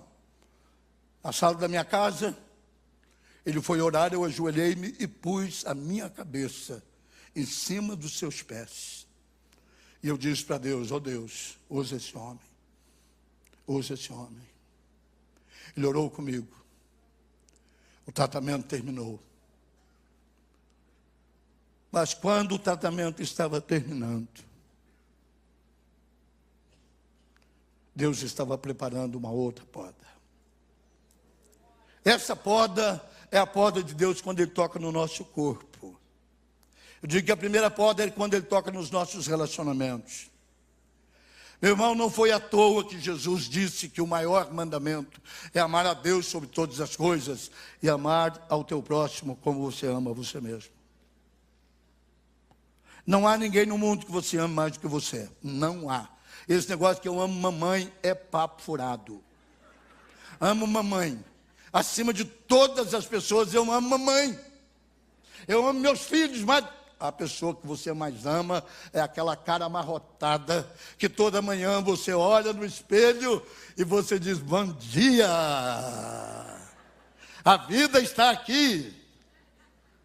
Não há amor maior do que o amor que nós temos por nós e pelo nosso corpo. Não há. Não há. O outro é de Deus. Também não há. Mas no nível horizontal, não há ninguém que você ame mais do que essa cara feia que você tem. Eu vi minha vida indo pelo esgoto. E de novo, eu voltava para a palavra, e ela dizia, aquele que permanece em mim, eu permaneço nele, ele é o meu ramo, e se ele permanece em mim, ele agora não vai só dar mais fruto. Versículo 5 disse, ele vai passar a dar muito fruto. E aí eu comecei a examinar a qualidade do meu ministério, porque até então eu tinha analisado a quantidade. Quantas igrejas eu plantei, quantos missionários eu mandei, quanto dinheiro eu dei, quantas coisas eu fiz. Deus disse, se você só faz, se eu mantiver a minha mão sobre a sua cabeça. Então eu vou dar mais uma podadinha aqui, senhor Aguiar. Com licença, creu. Tocou no meu corpo. E quando Deus toca no nosso corpo, irmão, você vai ter que rever a sua teologia. Primeiro, a sua teologia da soberania de Deus. Se Deus é soberano, como você diz que Deus é soberano, você não tem que questionar coisíssima nenhuma. Porque você é barro, ele é o oleiro, não é assim que você prega para os outros? Tu é o barro, ele é o oleiro, ele molda como ele quer. Mas quando ele pega o seu barro e dá uma truncada nele. Você diz, ai, ai, ai, ai, ai, ai, ai, ai, ai, ai, ai, ai, ai, ai, ai. Você descobre que esse barro é de má qualidade, que esse barro é ruim. Então ele diz, eu vou dar uma podadinha nesse barro ruim, para que ele dê mais fruto. E quando você começa a conviver com a aproximação da morte e com a brevidade da vida, você descobre que você não tem mais tempo para perder. Porque este pode ser o primeiro dia do resto da minha vida. Este hoje pode ser o primeiro dia do resto da minha vida, e é. Já passaram 71 anos. Será que eu estou esperando mais 71? Eu tenho cara de Matusalém por acaso? Já foi, amigo, já era. Agora eu estou na gordura, estou na sobremesa, estou na experiência, estou cheirando neto. Neta, né? Porque meus filhos são muito de serviço. Não me arrumaram nenhum neto. Nenhum neto, só neta, tenho 5. Mas não troco por 5 homens de jeito nenhum. Ô, trem bom, é menina. Cheiro gostoso é o cheiro de menino. Já tem, pastor Silas? Menina, beleza. Não troca por um homem, não. Não vale a pena. Não vale a pena. Deus poda o nosso corpo, irmãos. Lembre-se que por mais que você tenha orado para os outros serem curados, e eu creio em cura divina, e tenho ministério de cura divina. Eu gastei todos os vidros de azeite que eu tinha em casa ungindo minha cabeça durante a minha doença, e Deus não me curou. Os pastores todos da denominação e amigos oraram por mim. Deus não me curou. Deus produziu uma poda na minha vida no tamanho do tratamento da Unicamp. 12 meses, 3.450 injeções, 5.600 comprimidos e 58 interferon. E se você não sabe o que é interferon, experimenta um pelo menos, você vai ver o que é. O dia que você toma, você é um cachorro esparramado no chão. Eu passei por todo o tratamento. Faltando 3 doses, a minha médica disse, se o senhor quiser parar, o senhor já pode. Eu falei, não, senhora, eu não sou daqueles que retrocedem. Falta 3 semanas, para quem aguentou 50, 49, eram 52, eu vou tomar as 3 semanas. Ela falou, quisera eu ter mais pacientes igual o senhor. E que médica foi a médica que me tratou. Tornou-se uma grande amiga minha. Deus poda os nossos relacionamentos. E Ele não mexe num amigo que você está doido que ele ir embora. Ele mexe na menininha dos teus olhos. Ele não manda embora aquele seminarista, aquele pastor auxiliar, que você está dizendo, Senhor Jesus, toma que ele é teu. Aí Jesus diz, não, filho, ele é teu. Meu é aquele que você está achando que é teu. Tchau, tchau, tchau, a tesoura de Deus. E esse corpão sarado, 65 anos, eu contava a garganta na frente da igreja. Não tenho medo da morte, eu vou para o céu. Para mim, eu viver é Cristo, morrer é lucro. E aí fui vendo minhas pernas afinar, meu pescoço ficar igual o pescoço de frango da Sadia. E olhava no espelho e dizia assim, não passo dessa semana, não passo. E Deus dizendo, podinha, meu filho, é para você dar mais fruto. A primeira foi para que você desse fruto. Agora eu estou dando mais um cortezinho para que você dê mais fruto. Eu podia ter parado aqui. Mas Ele preparou a terceira poda. Na área mais difícil que um ser humano é capaz de passar. 2 filhos varões. E uma princesa que nós temos que é do coração. Nós a adotamos quando ela tinha 12 dias. É a nossa princesa. É a rainha de Câncer.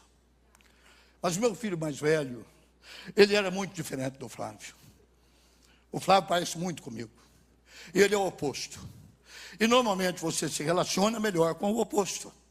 Porque eu e ele, 5 minutos, pau quebra. Não precisa mais de ter 5 minutos, é igual. Falamos igual, pregamos igual, gritamos igual, xingamos igual, tudo igual. A única coisa que nós não somos igual é que ele é Flamengo, eu sou Vasco. Mas eu sou Ponte Preta e ele é Ponte Preta também. Porque eu tinha que arrumar alguma coisa na vida para ele me agradar.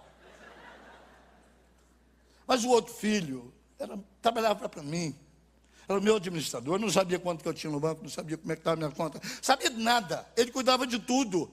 Quando era meia morte, dizia, ô velho, controla aí o dinheiro, hein, que a conta estourou. Eu dizia, tua mãe, foi tua mãe. Quem estoura a carteira é tua mãe, fala para tua mãe. Ela disse que não foi não, que foi o senhor. Eu falei, levanta a conta. O relacionamento era, não de um funcionário, mas era, o cara era meu chegado. Mas a vida começou a bater nele. Primeiro o casamento desengoliu. Casou errado. Casou na igreja, mas casou errado. Tem gente casando na igreja errada, hein, gente? Esse negócio de que Deus revelou, ou revelou a perna da menina para você. Você olhou aquele tornozelo e disse, que revelação!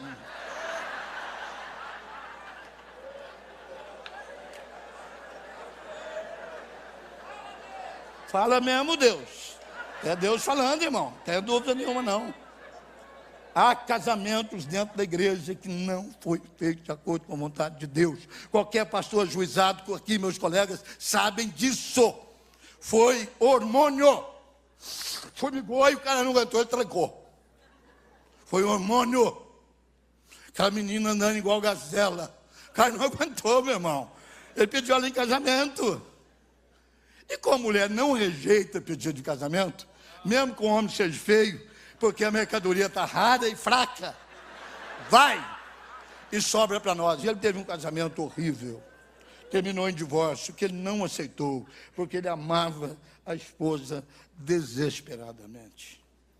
E a saúde dele foi enfraquecendo, tornou-se diabético. Fez, é assim tecnicamente que se diz, fez, não é ter, é fazer. A pessoa fez um câncer. Fez uma dilatação, uma dissecação da veia aorta. Uma dilatação da veia aorta é pré-morte. Quando ele teve o primeiro ataque, nós corremos os melhores médicos e disseram que ele tinha 39 anos, ele vive no máximo até 50 anos. Então nós tínhamos uma esperança de estender esse tempo, porque não tem cirurgia, não tem jeito de cortar e trocar o tubo. Tem que acontecer para intervir. Mas numa dessas interferências, a veia aorta dele rompeu. Ele com 40 anos de idade. Deus levou o nosso filho. Não há dor maior, irmãos. Eu perdi meu pai e minha mãe, mas com idade. Eles já tinham vivido a vida deles. Meu filho não. Se eu pudesse dar nota de merecimento, e se Deus consultasse pastor, quem ele deve levar da congregação, meu filho estava no fim da fila, que eu diria para Deus levar. E não por ser meu filho. E se mérito fosse segurança de vida longa, ele merecia viver 80 anos. Ele era um bom homem. Bom homem. Um bom homem. Mas ele durou 11 segundos. Estourou a veia e saiu sangue por um dreno, como se tivesse aberta a torneira de uma caixa d'água, e saiu um tufo de sangue. Eu fui até o quarto, o Flávio entrou comigo, para ver o seu corpo, parecia um lençol branco. Não tinha uma gota de sangue no corpo. E o pior é que a sua esposa não tinha dignidade para enfrentar a criação de 2 filhas. Uma está com 20 anos agora, e a outra indo para 17. E a última palavra que ele disse para mim na noite anterior à sua morte. Eu fui visitá-lo depois que ninguém mais ia, depois de meia-noite. Entrei na UTI, ele estava acordado. Ele me chamava de velho. Ei, velho, pode dormir. Pode dormir você, rapaz, que está aqui. Está acordado porque estava esperando o senhor chegar. E aí? Força. Ele estava abrindo uma franquia perto da igreja. Uma franquia tipo McDonald's, Burger King, por aí afora, não dessas marcas. Você precisa levantar para a gente tocar aquela loja. Ele falou, velho, você vai ter que tocar aquela loja sozinho. eu tenho um pedido para fazer para você. Você cuida das minhas filhas. Foi nossa última conversa. Você cuida das minhas filhas. Dormiu na manhã do outro dia. Rompeu a cirurgia que ele fez. E em 10 segundos, ele foi estar com o Senhor. A tesoura, essa foi a poda. Quem aqui já passou por ela sabe o que eu estou dizendo. Essa é a poda, irmãos, que dói cada fissura de nervo que você tem na sua vida. Cada célula que move no seu organismo. Cada neurônio do seu cérebro ajunta numa dor que não tem jeito de qualificar e nem de explicar. Calma. Podou na minha carne. Não é podar a minha saúde, não é podar meus relacionamentos, podou na minha carne. Cortou na minha carne. Da forma mais doída possível, da forma mais profunda possível. Vou dizer aqui, porque eu já disse em alguns lugares, assunto resolvido. Mas por um mês, eu pensei seriamente em matar a mulher dele. Porque ela produziu, na lei humana, você consegue matar uma pessoa por sofrimento. Há pessoas que morrem de coração arrebentado. Ela fez isso. Eu digo isso diante de Deus e de todos os demônios que levaram ela a fazer isso. Mas Deus me ajudou a vencer. E eu peguei minhas netas, 4 anos e 3 meses, já fazem isso. Minha neta mais velha está indo para o 3º ano de medicina veterinária. A de 17 anos, eu acho que vai se tornar uma atleta, porque ela corre como uma gazela. E elas almoçam comigo todo dia. Eu pago a sua escola, pago os seus gostos e pago o que for preciso. Porque eu fiz um voto com meu filho. Eu vou cuidar das tuas filhas. A poda de Deus, meus irmãos, é um instrumento benéfico, mas é um instrumento doído. Não é por ódio a parreira ou a videira que o viticultor vai lá e corta. Não é por ódio a roseira que a minha avó ia lá e cortava. O texto da palavra que eu estou expondo, tentando expor, diz aqui no verso de número...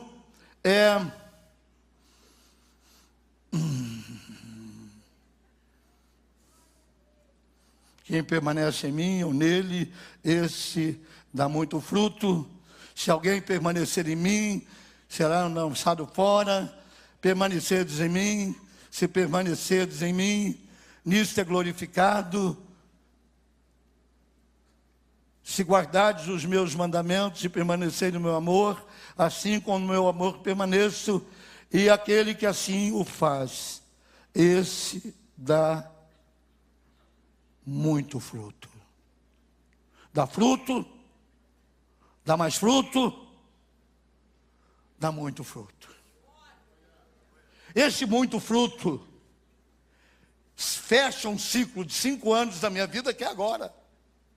5 anos que eu tenho passado doença, perda do colega, perda da saúde, perda do filho. 5 anos. De 50 de ministério, Deus disse: 5 é meu, vou tratar com você. Para que os próximos 5 anos, que é o que eu espero ter de ministério, eu tenha o melhor período de ministério em toda a minha vida. Porque não depende mais de quantidade, depende mais de qualidade.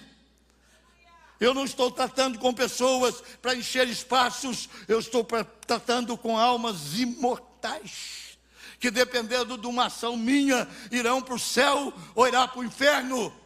Então Deus disse: deixa eu podar-te, filho. Não tem poda sem dor, não tem poda sem dor, mas também não tem poda sem objetivo. Todas as vezes que Deus estende a tesoura em sua direção, Ele sabe o que Ele está fazendo. Ele disse: é para que você dê fruto, é para que você dê mais fruto, é para que você dê muito fruto. Eu quero profetizar para os colegas pastores, aqui nesta noite, que o melhor tempo do seu ministério não é o que aconteceu, é o que está na frente e que vai acontecer. Talvez você já fez coisas que você diz assim, já posso parar. O que eu já fiz, já dá para o meu nome ficar colocado nos anais da história da minha igreja ou da minha denominação. O melhor está na frente, não está atrás. O que já fizemos já está feito, bem ou mal já fizemos. Mas agora com maturidade, eu sou um homem de 71 anos. Agora eu tenho juízo. E agora eu não tenho brincadeira. Eu não tenho tempo para perder. Eu entendo que as 3 vezes que a tesoura de Deus rodeou a minha videira, foi para que a videira verdadeira, que é o Senhor Jesus, pudesse ter a preeminência total nos meus ramos. E os meus ramos produzissem frutos 100 por 1. 100 por 1. 100 por 1. Hoje eu li uma matéria do Alckmin na revista Veja, e a repórter perguntou para o Alckmin qual era o sentimento dele, como que ele pensava a vida depois da morte do filho. E eu chorei quando eu li. Ele diz, todas as vezes em que eu abro os olhos, o meu primeiro pensamento é para o meu filho, mais ou menos na idade do meu filho. O filho do Alckmin tinha 38 anos. O meu tinha 39. É para o meu filho. Há uma mudança nos valores da vida, absolutos. Você que era um cachorrinho correndo atrás da carrocinha do sucesso, você descobre que essa carrocinha, sem ter o seu filho lá dentro, sem ter a tua saúde lá dentro, sem ter os seus amigos lá dentro, essa carrocinha não vale nada, meu amigo. Essa carrocinha vai cair no buraco qualquer hora. Então o Senhor vem e limpa ao redor do tronco da minha videira, e brotos novos começam a aparecer, e folhas novas começam a aparecer, e rosas salpicadas, vermelhas pintadas de branco, branco pintado de amarelo, amarelo misturado com azul. Que negócio é esse? É porque a videira verdadeira recebeu o enxerto do ramo, e a videira, que é o Senhor Jesus, faz com que a minha vida, a tua vida, seja mais produtiva e seja mais bela para a glória de Deus. Essa é a mensagem do Senhor para a abertura desse congresso. É que Deus está podando a sua vida, não porque não te ama, mas é porque te ama. Ele gosta muito de você. Ele está tirando galho seco, ele está tirando folhas sem nenhum valor, ele está limpando. Quanto mais ele limpa, está lá na palavra de Mateus, ele tem nas suas mãos uma pá, ele ajunta as folhas secas, e ele batiza com o Espírito Santo e com fogo, para queimar as folhas secas e fazer brotar em nós uma videira nova, não frondosa, mas frutífera. Por isso Deus poda. Ele não poda por raiva, porque Deus não tem raiva. Ele não poda por vingança, porque Deus não vinga nada. Ele não poda por ira, não, Deus não ira. A poda é um ato do amor de Deus para produzir em você a imagem e o caráter de nosso Senhor e Salvador Jesus Cristo. Salvador Jesus Cristo. Salvador Jesus Cristo. Salvador Jesus Cristo. Salvador Jesus Cristo. Salvador Jesus Cristo. Salvador Jesus